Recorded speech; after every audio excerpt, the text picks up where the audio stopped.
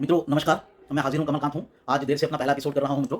कारण ये है कि कुछ लोग पीछे पड़ गए हैं, हमारी खबरें उनको रास नहीं आ रही हैं और स्ट्राइक पर स्ट्राइक भेज रहे हैं। तो कुछ ऐसा मामला हो गया, तो इसलिए थोड़ा डिले हो गया। साथियों, आज का दिन जो है वो केजरीवाल जी के लिए एक बहुत ही ऐसा दिन होगा जिसको वो जीवन में हमेशा याद रखेंगे। आज और कल दो ऐसे दिन बीते हैं जिन्होंने केजरीवाल जी की राजनीति पर, मैं जी नहीं बोलूंगा इस एपिसोड में खास तौर पर, क्योंकि आज उनके प्रति सम्मान जो है वो बिल्कुल गिर गया। पहले भी गिर गया था। जिस आंदोलन से वो निकले हैं उस आंदोलन के सब समर्थकों को उन्होंने शर्मसार किया है। खैर, उस बात में मैं नहीं जाऊंगा। आज और कल दो ऐसे दिन हैं जब वो रंगे हाथ पकड़े गए हैं। कल थोड़े कम, आज तो सीधे सीधे रंगे हाथ पकड़े गए। जैसे दो कहावतें हैं ना कि खून करते रंगे हाथ पकड़े गए, तो वो कहावत उन पर आज सिद्ध हो रही है। या चोरी करते रंगे हाथ पकड़े गए, वो कहावत उन पर सिद्ध हो रही है। पहले इसकी बात करते हैं, फिर कल की बात करेंगे। उन्होंने जब सत्येंद्र जैन को सुविधाएं मिलने लगी तिहाड़ जेल के अंदर दिल्ली के, तो एक मुद्दा बनाई और बीजेपी ने इसको मुद्दा बनाया, दिखाया कि कैसे उनकी मालिश हो रही है, कैसे उनके सिर की मालिश हो रही है, कैसे जितने भी आपके कार्यकर्ता थे, आपके जो सपोर्टर थे, वो सब इस बात में लग गए इसे जस्टिफाई करने में।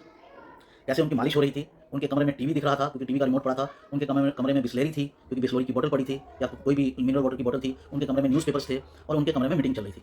जेल मैनुअल के अनुसार इनमें से कुछ भी अलाउड नहीं है। तो सवाल उठा कि उनको जो है सत्येंद्र जैन को विशेष सुविधाएं कैसे दी जा रही हैं। तो केजरीवाल जी का जो जेल होता है, पुलिस जो है दिल्ली में, वो होम मिनिस्टर के अंडर है, लेकिन जो जेल है वो दिल्ली सरकार के तहत है। तो दिल्ली सरकार पर आरोप लगा कि उनके राज्य में सत्येंद्र जैन को कैसे सुख सुविधाएं मिल रही हैं। तो इस पर जो केजरीवाल का और उनकी पार्टी का जो बयान आया, जो सफाई आई, वो ये आई कि सत्येंद्र जैन 2 बार चोट लगी है, तो डॉक्टर ने उनको फिजियोथेरेपी जो है वो प्रेस्क्राइब की है, तो ये उनकी फिजियोथेरेपी हो रही है। बाकी चीज़ों का उन्होंने कोई जवाब नहीं दिया, टाल गए, सिर्फ मालिश का जवाब दिया कि ये फिजियोथेरेपी हो रही है। तो फिजियोथेरेपी के लिए डॉक्टर का प्रेस्क्रिप्शन चाहिए होगा, तो और जाँच की गई, पता चला कि फिजियोथेरेपी जो है वो फिजियोथेरेपिस्ट करेगा। तो जो जानकारी सामने आई कि जो फिजियोथेरेपी कर रहा था, तथाकथित फिजियोथेरेपी, वो मालिश ही कर रहा था, मसाज कर रहा था, वो कोई फिजियोथेरेपिस्ट नहीं था। वो जेल का एक रेपिस्ट था, रेप के केस में बंद जेल का एक कैदी था। और रेपिस्ट भी कैसा, जिस पर अपनी बेटी के बलात्कार का आरोप है, वो सजा काट रहा है, उससे ये अपनी मालिश करवा रहे थे। तो सीधा सीधा इसके ऊपर केजरीवाल भी बोले और उनके जो डिप्टी हैं मनीष सिसोदिया, वो भी आकर अकड़ कर बोले प्रेस कॉन्फ्रेंस में बैठकर कि ये कोई गुनाह है कि अगर किसी को चोट लगी है तो फिजियोथेरेपी करवाना। तो ये झूठ सीधा सीधा पकड़ा गया। इसे कहते हैं रंगे हाथों पकड़े जाना, चाहे कत्ल के केस में और चाहे चोरी के केस में।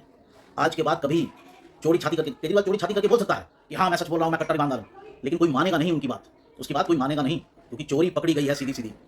वोट मिल सकते हैं मुफ्तखोरी के नाम पर, लेकिन आदमी का सम्मान नहीं बचा है। मैंने बहुत पहले लिखा था कि केजरीवाल का भी वही हश्र हो रहा है जो राहुल गांधी का हुआ।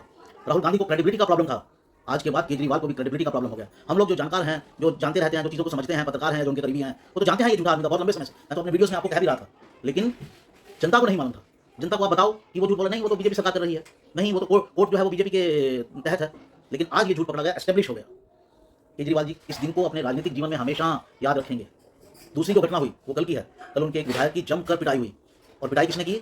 उन लोगों ने जिन्होंने उसको पैसे दिए थे विधायक को एमसीडी के टिकट के लिए, यानी एमसीडी की टिकटें बेची जा रही थी, ये भी कल तय हुआ। तो आप क्या मुंह लेकर आप राजनीति करेंगे केजरीवाल? टिकटें आप बेचते हैं, भ्रष्टाचार के आरोप आप पर हैं, कोर्ट आपको जमानत नहीं देती है, मंत्री आपके 4-4, 5-5 महीने से जेल में हैं, कोर्ट में जाते हैं तो बेल मिलती नहीं है, कोर्ट कहता है कि आपके ऊपर मामला बनता है। कितना टाइम हुआ है आपको राजनीति में आए और इतनी जल्दी भ्रष्ट हो गए, इतनी जल्दी झूठ बोलने लगे, वो भी सिर्फ बिना सिर पैर के। केजरीवाल के जीवन काल का ये एक ऐसा दिन है जिस दिन को याद रखेंगे। और अगर संभल कर नहीं चला केजरीवाल, तो मैं आपको बताता हूं कि आज के दिन के बाद केजरीवाल का डाउनफॉल शुरू हो गया राजनीति में।